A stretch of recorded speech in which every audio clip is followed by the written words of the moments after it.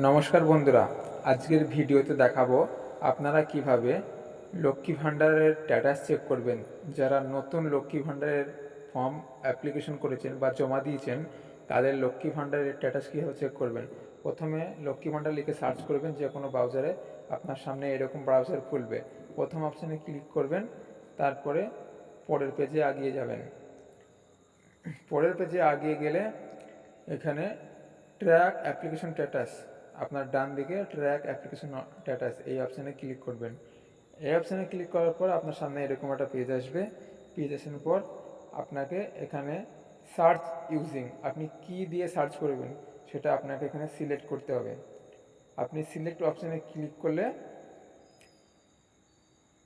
আপনার সামনে Aadhaar card, Swasthya Sathi card, mobile number এবং অ্যাপ্লিকেশন আইডি যে কোনো একটা দিয়ে সার্চ করতে হবে।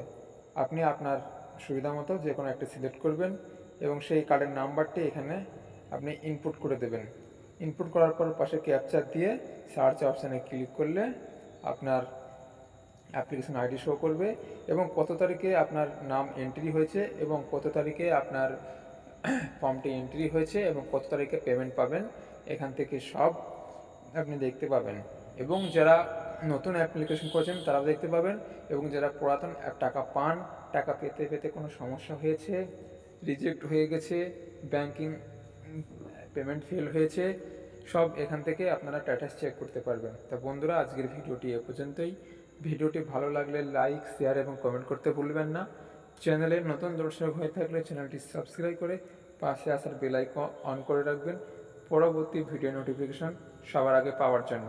দেখা হচ্ছে পরের নতুন কোনো ভিডিওতে। সে পর্যন্ত সবাই ভালো থাকবেন।